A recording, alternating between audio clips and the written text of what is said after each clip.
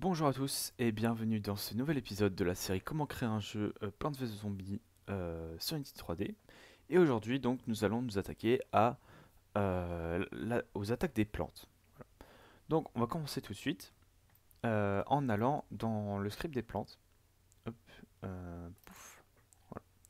Et en fait on va faire la même chose que l'attaque des zombies. Donc c'est-à-dire qu'on va littéralement copier-coller ce bout de code. Enfin, ouais, non, on va pas copier-coller tout, mais je veux dire, on va copier-coller une partie. Et, enfin bref, voilà. Et on va l'adapter un peu. Vous allez me dire, donc si vous êtes un peu un peu meilleur en programmation, que copier-coller du code comme ça, c'est un peu de la merde.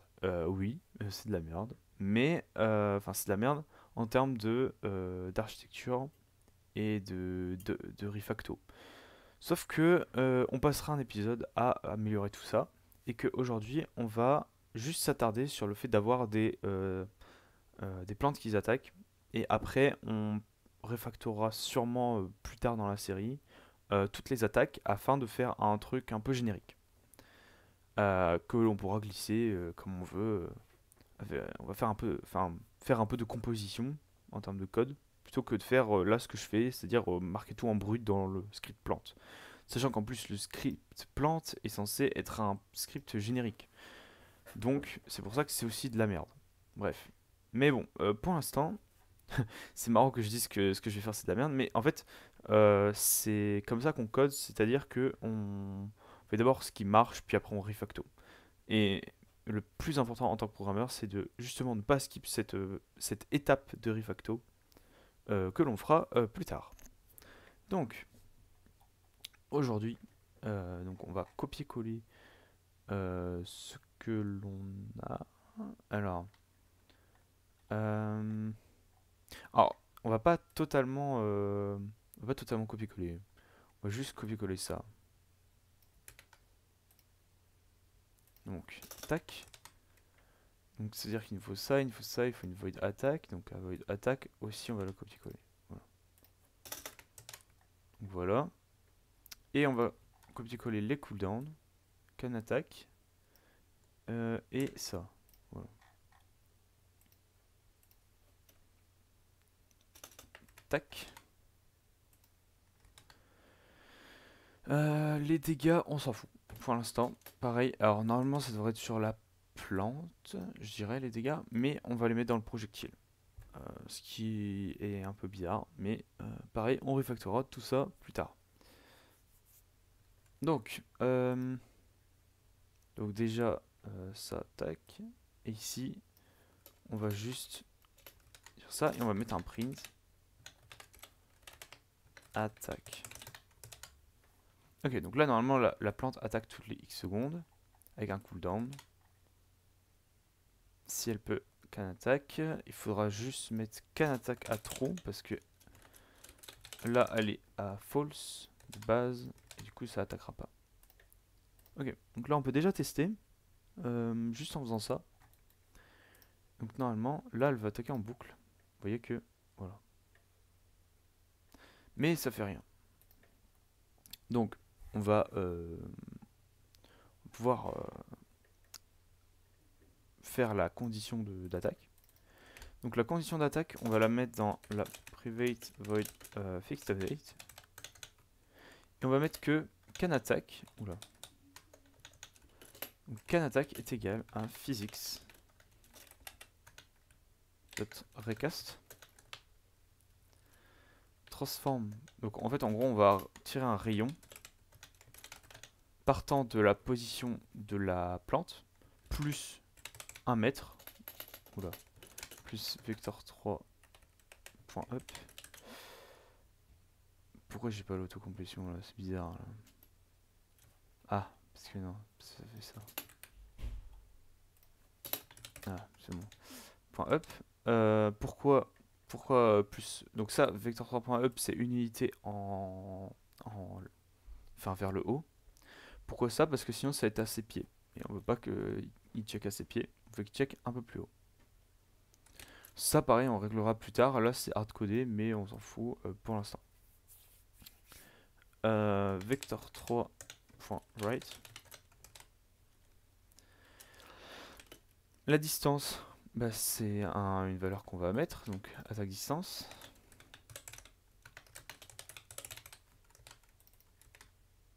Hop. Et on va mettre que c'est 6 mètres de base. Et ici, il nous faut le masque.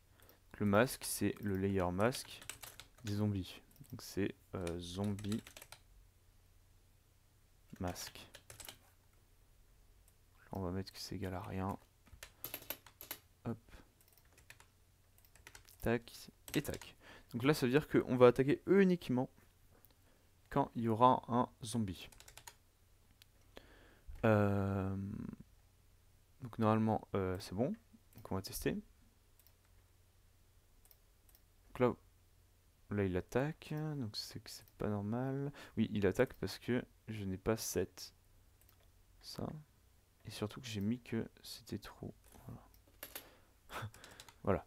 C'est un peu mieux. Parce que forcément, si je mets que ces trous là, ça, il s'en fout, même si c'est faux. Le truc que je n'ai pas fait, c'est que aussi dans zombie, le zombie a le layer plante. Faut changer le layer plante en layer zombie. Hop. Il faut, ah oui, il faut donc lui mettre un collider, parce que là il a pas de collider. Qu'on va mettre à 0,75 de haut. Et qu'on va faire qui fait 1m50. Voilà. Normalement c'est bon. Et on va lui rajouter de la vie. Parce qu'un zombie a de la vie. Donc il a 100 de vie. Tac. La plante. Voilà. On va juste prendre ça. Et lui rajouter le layer zombie au zombie masque. Et donc normalement, là il n'attaque pas. Mais là il attaque parce qu'il a détecté un zombie. Vous voyez que là, lui n'attaque pas. Donc c'est que ça marche. Maintenant, ici à la place de print attaque, bah, il faut attaquer en fait. Oula, j'ai marqué comme de la merde. Enfin bref, c'est un commentaire de toute façon. Et donc ce qu'on va faire, c'est qu'on va instancier un projectile qui se veut être un script générique. Donc c'est-à-dire que tous les plantes qui tirent des projectiles, parce qu'après il peut y avoir des trucs un peu différents, et c'est là où on va faire de la composition plus tard dans la série, si jamais on continue la série jusqu'à temps, jusqu'à faire plusieurs plantes. C'est là où on va faire des trucs différents. Donc en fait, le truc se veut générique. C'est-à-dire que là, on attaque, mais il peut y avoir plusieurs types d'attaques. Mais pour l'instant, on va coder ça en mode on instancie un projectile, puisque pour l'instant, nos plantes ont des projectiles. Ils ont tous des projectiles. Et c'est tout. Donc, projectile est un script. Public, classe, projectile, monobiais virant. Tac. Alors, tac, déjà, projectile est dans une classe à part, donc dans un dossier à part, enfin un fichier à part plutôt. Il require le component rigid body. Il a besoin d'un rigid body. Vous allez voir pourquoi après. Donc private rigid body rigid body.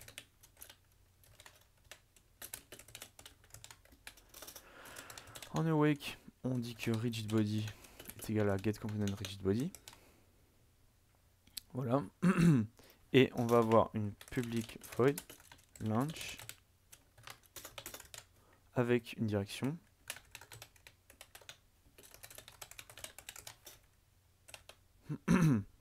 On va dire que rigidbody.velocité est égal à direction fois, donc là c'est important, on va rajouter un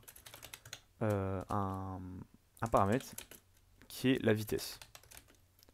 Speed est égal à 10. Hop.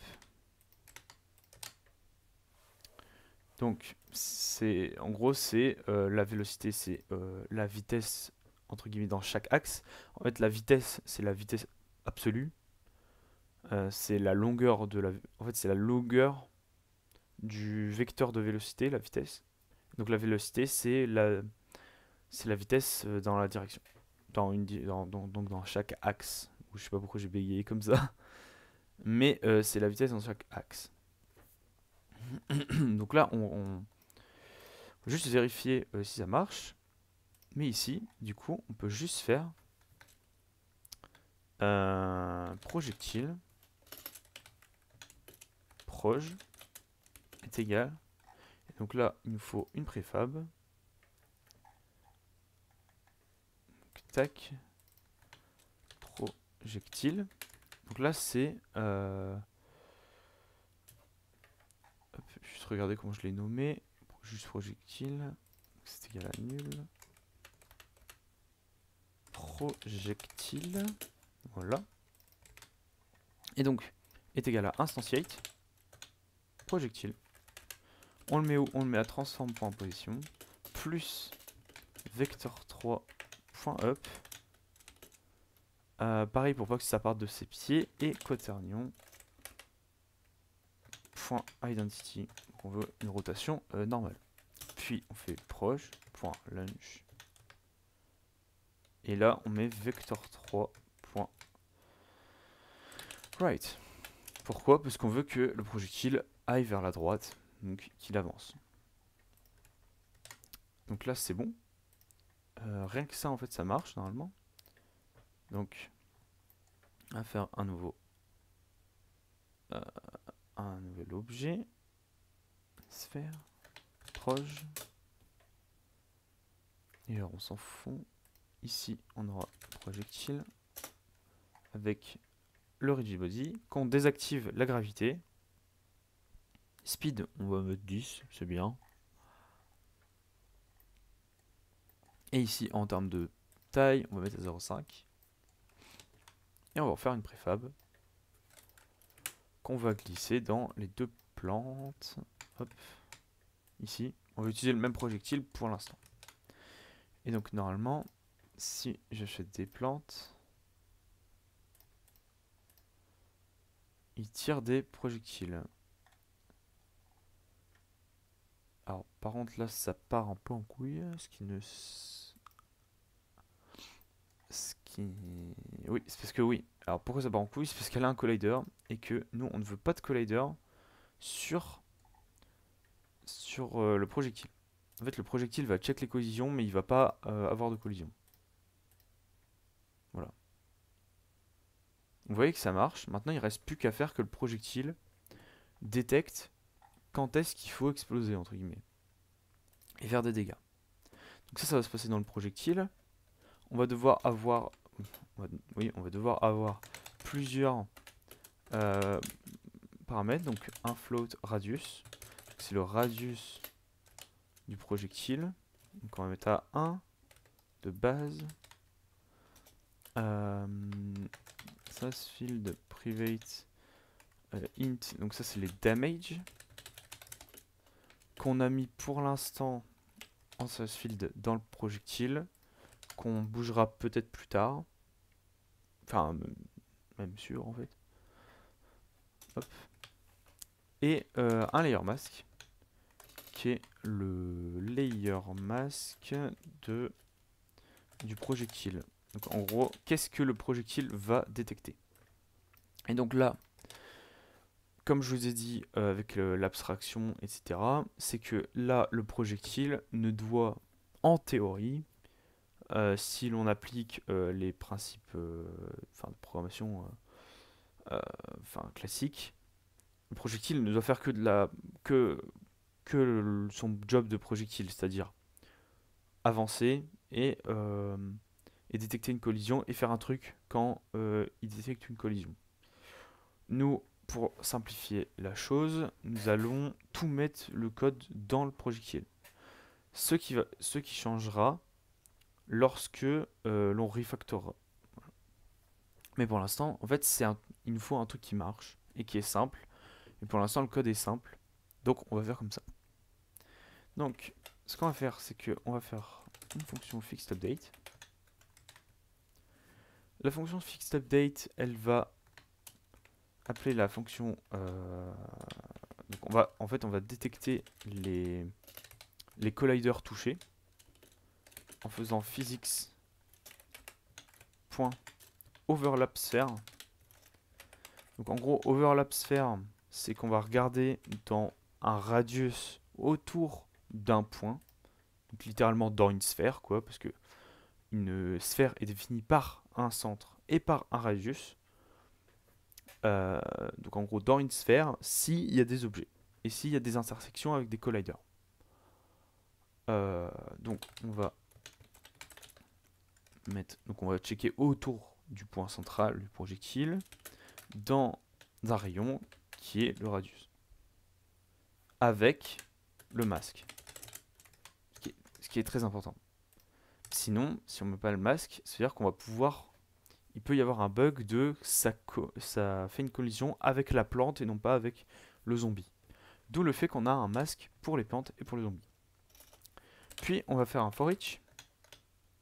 Donc pour chaque collider dans collider. D'ailleurs je l'ai appelé call, donc on va l'appeler call. On va check s'il y a le component life. Et donc c'est cette partie-là qu'il faudra enlever plus tard. Mais c'est ce que fait le projectile une fois que ça a touché. Donc, if call.try getComponents out life.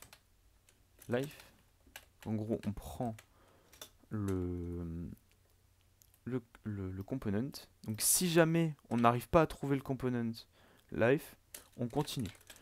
D'où le fait de prendre une liste, parce qu'on peut avoir plusieurs intersections même endroits, mais avoir un truc qui n'a pas de vie. Et donc du coup, c'est un peu con. D'ailleurs, pour l'instant, notre projectile ne touche qu'une seule cible à la fois. Mais plus tard, il pourrait y avoir des explosions par exemple. Et donc dans ce cas-là, on n'aura pas la même logique, d'où le fait de ne pas avoir ce bout de code ici, mais de l'avoir dans un autre script qui est relié à projectile. Et bon, comme je dis, pour l'instant, on fait simple. Et donc, une fois qu'on a trouvé le component life, on fait life.damage. On met damage en argument. On destroy. Donc le GameObject et pas le collider en face. Hein. Et on return parce que nous on veut qu'on touche qu'un seul objet. Normalement tout est bon. Tac. Et donc si jamais je plante comme ça, il tire et il ne touche pas. Bah oui, parce que je n'ai pas paramétré le projectile. Donc le projectile doit avoir le masque zombie ici et faire 25 de dégâts. Comme ça on est... Et en radius 0,5. Tac, tac.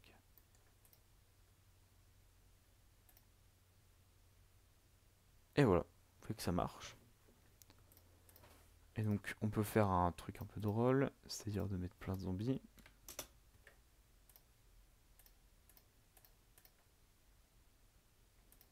Bon ici c'est un peu... Et vous voyez que voilà, ça marche. Voilà. Et par exemple si vous voulez des projectiles différents sur la plante numéro 2, vous pouvez mettre un projectile différent ici. Pour l'instant, ce que je vais juste changer, c'est la distance. Donc on va mettre que celui-là, il attaque seulement à 3 de distance. Et voilà. Donc j'espère que ce tutoriel vous aura plu. N'hésitez pas à vous exprimer que c'est un pouce bleu, pouce rouge en commentaire. Je vous dis à la prochaine pour une nouvelle vidéo. Et je vous dis salut à tous.